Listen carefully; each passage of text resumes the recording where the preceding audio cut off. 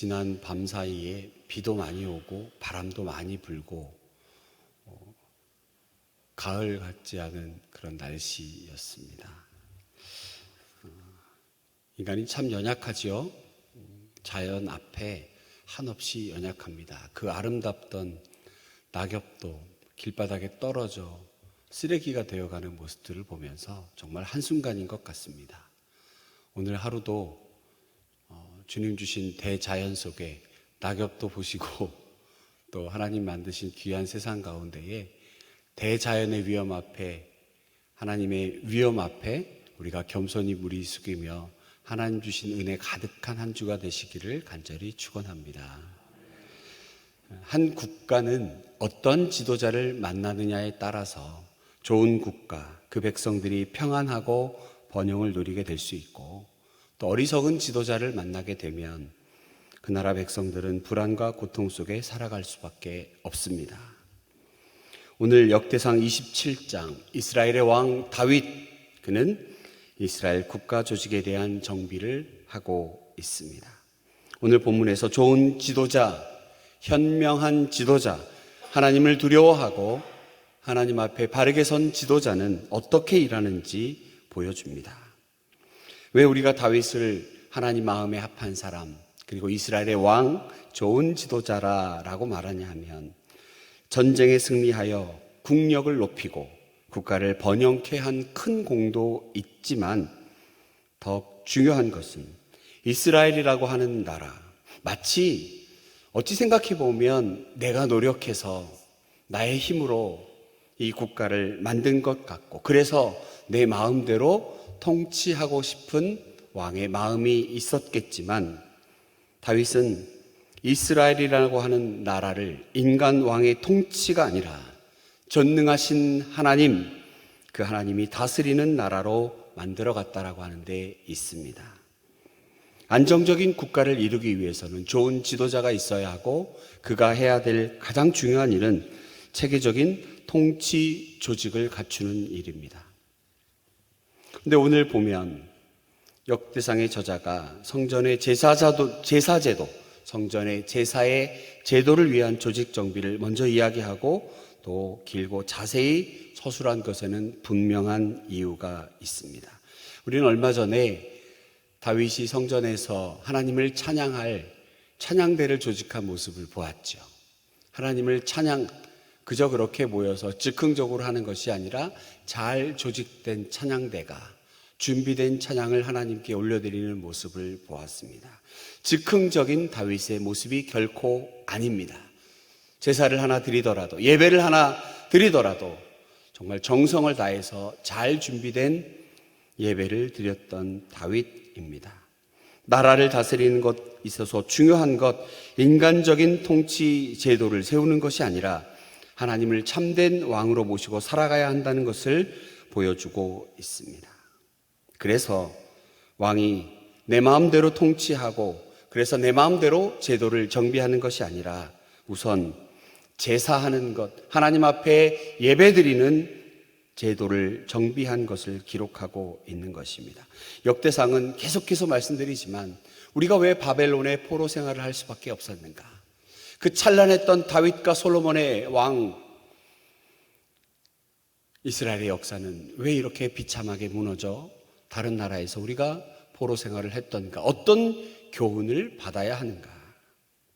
다윗은 자기 혼자, 그리고 자신의 가문이 이스라엘을 통치하는 것이 아니라 여호와 하나님만을 믿고 참된 왕으로 섬겼다는 것을 보여줍니다. 시편 100편 1절과 3절을 봉독합니다. 온 땅이여 여호와께 즐거운 찬송을 부를지어다.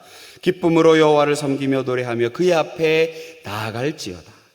여호와가 우리 하나님이신 줄 너희는 알지어다. 그는 우리를 지으신 자요 우리는 그의 것이니 그의 백성이요 그의 기르시는 양이로다. 시편 100편 감사의 시처럼 우리가 믿고 따라야 할 이는 세상의 왕, 눈에 보이는 통치자가 아니라 참 왕이신 하나님의 다스리심을 받는 자들이 되어야 할 것입니다. 계속 말씀드립니다. 현명한 지도자라면 자기의 권력으로 세상을 다스리는 것이 아니라 참된 왕이신 하나님을 대신하여 지도자의 자리에 서 있음을 알아야 합니다. 다윗은 제사 제도를 정비한 이후에 정부 조직을 세웠습니다. 오늘 본문에 구체적으로 1절에서 5절, 15절까지는 군대 조직을 어떻게 정비했는지 잘 보여줍니다. 그리고 지방 행정 조직, 그리고 왕실의 재정 관리는 어떻게 했는지, 마지막으로 왕의 재산을 관리하는 조직과 왕에게 그저 옳으십니다, 전하 맞습니다가 아니라 잘못된 것은 어떤 것입니다 라고 충원할 수 있는 조직을 만들었습니다. 잠깐 살펴보겠습니다. 군대 조직을 만들고 있는데 참 놀랍죠? 상비군과 예비군을 구분해서 만들고 있습니다. 12지파의 우두머리들이 천부장, 백부장, 왕을 섬기는 관원들로 세웠습니다. 그리고 같은 수의 인원을 뽑아 1년 12달을 돌아가며 일하도록 했습니다. 어찌 보면 언제나 군인으로 상비해서 있는 그런 상비군이 아니라 일종의 예비군 제도입니다. 12지파가 1년에 한 달, 12달, 한 달씩 책임지고 돌아가며 나라를 지킨 것입니다. 다윗 왕이 참 지혜롭습니다. 모든 사람들이 군인으로 복역하고 그리고 그곳에서 군인으로 일하는 것이 아니라 돌아가면서 하니까 나머지 사람들은 나머지 기간 동안은 자기 생업에 열중할 수 있게 해놓았고 자기가 맡은 그 달에 열심히 나라를 지키면 되는 것. 우리가 지금 볼 때는 그런 전략, 전술 그런 방법도 있겠구나 생각하겠지만 고대 지혜에서는, 고대 사회에서는 대단한 지혜가 아닐 수 없습니다. 그런데 이 제도는 하나님께서 이스라엘을 지키고 계시다는 믿음을 보여줍니다. 어떻습니까? 불안해하고 내가 다스리는 이 땅 언제 어디서 적군이 쳐들어올지 모르니 늘 언제나 백성들에게 어떻게 보면 원하지 않는 백성들도 있었고 힘든 사람도 있었고 각자 사정이 있을 텐데 무조건 와서 이 나라를 지켜야 한다. 네가 그럴 수 있냐? 너의 가족과 너의 자녀들을 생각해봐라.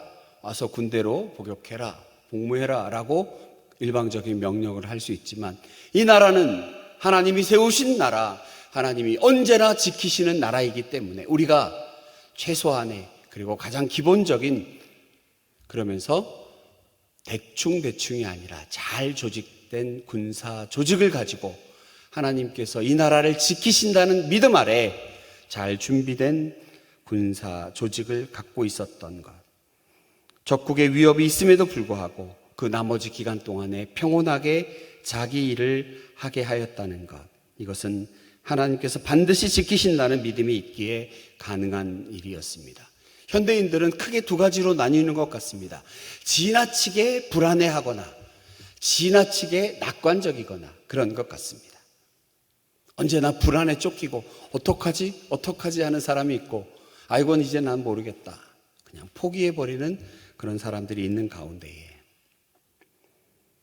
참으로 위대한 왕 다윗, 하나님께 지혜와 그의 믿음을 세워갔던 다윗, 그는 온전하게 우리나라는 하나님이 지키신다는 믿음 아래 각자 서 있는 위치에서 최선을 다하며 하루하루를 살아가는 이스라엘 백성들의 모습, 이것은 위대한 지도자 왕 다윗이 이와 같은 조직을 만들었기 때문인 것 같습니다. 지파별로 지도자를 세웠습니다. 그런데 특이점이 있습니다.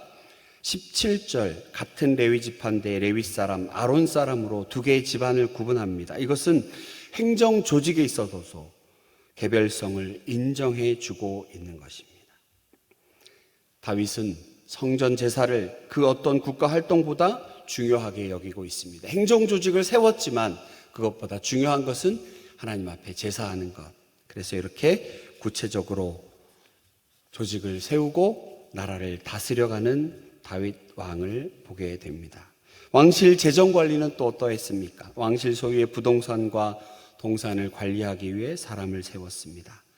통치 자금을 세금으로 거두어 들었던 고대 시대였음에도 불구하고 헤프게 세금을 낭비하는 것이 아니라 철저하게 관리해서 목적별로 각가의 분야별 책임자를 세웠습니다. 불필요한 낭비를 막음으로 추가로 세금을 거둬들이지 않게 하고 이를 통해 백성들의 세금에 대한 부담을 낮추어 주었던 왕. 그리고 선발된 책임자들을 보면 시간이 없어서 다 나열할 수는 없지만 자국민, 타국민 상관없이 선출한 것을 볼 수 있습니다. 이것은 일종의 탕평책입니다. 자국민들에게만 권력을 주고 세금을 걷어들일 수 있는 그런 권한을 주는 것이 아니라, 그래서 타국민을 무시하는 차별하는 정책이 아니라 이 민족 출신 국민들에게도 공평하게 권한을 보여주고 있습니다. 마지막으로 왕의 재산을 관리하는 조직, 그리고 왕에게 축원할 수 있는 측근 조직을 잘 정비했습니다. 우리가 잘 아는 다윗 주변의 인물들, 측근들의 이름이 기록되어 있습니다. 그들은 국가 재난과 같은 위기 상황을 해결해 갈 수 있는 가장 지혜 있는 자들이었고, 언제 어디서 생길 수 있는 위기 앞에서 다윗 편을 들어줄 수 있는 그런 사람들입니다. 가장 지혜롭고 가장 충성된 자들로 그를 돕게 함으로 나라를 튼튼하게 운영해 갈 수 있었습니다. 다윗 왕, 그는 위대한 지도자였고 하나님을 두려워하며 하나님께 예배하는 것을 우선으로 하고, 그리고 이 나라를 잘 조직하고 지켜내는 조직 그리고 행정, 이 모든 면에서 뛰어난 모습을 보였던 지도자입니다. 제가 말씀을 준비하면서 오늘 이 예배를 드리는 우리 모두는 다윗 왕처럼 한 나라를 다스리는 그런 사람들은 아니지만, 여러분들 각자 위치에서 모두가 지도자라고 하는 생각을 해보았습니다. 대통령만 지도자가 아니라 적게는 우리 가정에서, 우리 직장에서, 내가 속한 사회에서 여러분들은 귀한 지도자입니다. 왜냐하면 하나님의 말씀을 매일 듣고 묵상하는 자는 지혜 있는 자고, 원하든 원하지 않든 여러분 모두는 지도자입니다. 아닌 척 하셔도 지도자입니다.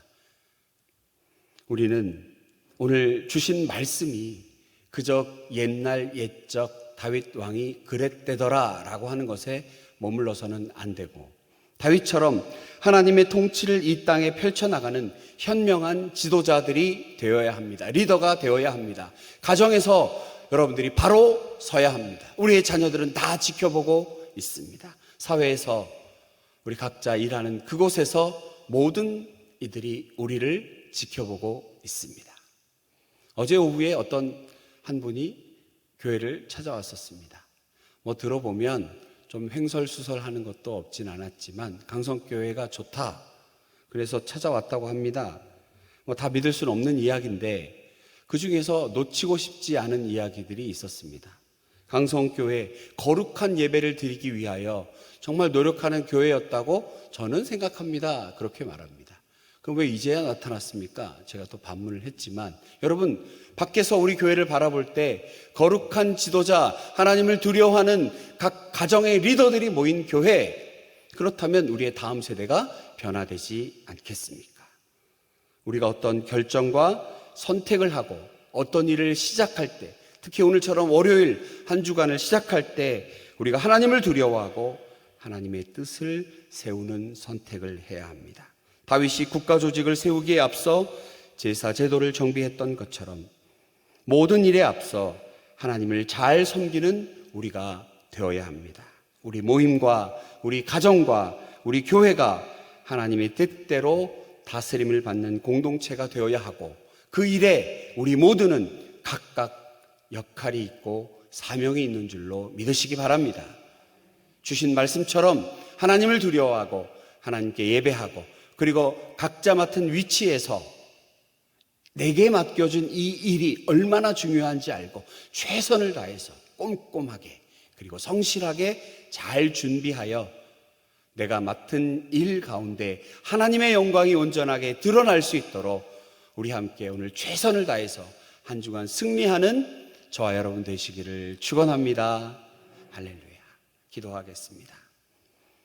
하나님 감사합니다. 하나님, 우리에게 귀한 사명 주신 것 이 시간 깨닫게 됩니다.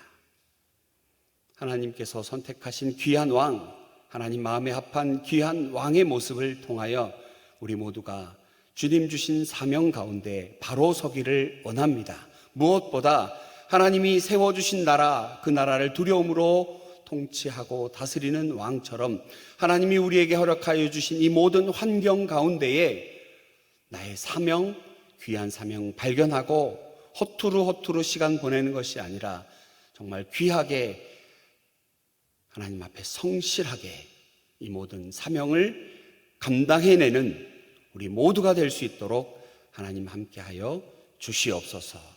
주신 말씀 감사드리며 예수님 거룩하신 이름으로 기도하옵나이다. 아멘.